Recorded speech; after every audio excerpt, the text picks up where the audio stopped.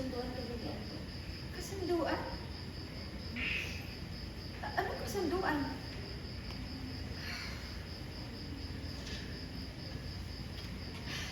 Mayag ako na maging girlfriend niya para matulungan niya siya na makabalik as basketball team captain.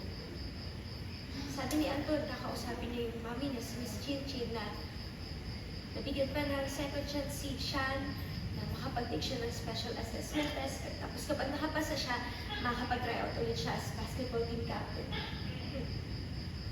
Wait lang. So, tiniis mo yung kapreskohan ni Anton at tinanggap mo lahat ng galit ng Miss Chin Chin. Para kay Sean? At nilunok mo lahat ng paratang ng Miss Chin Chin sa'yo para sa isang deal na napilitan ka lang.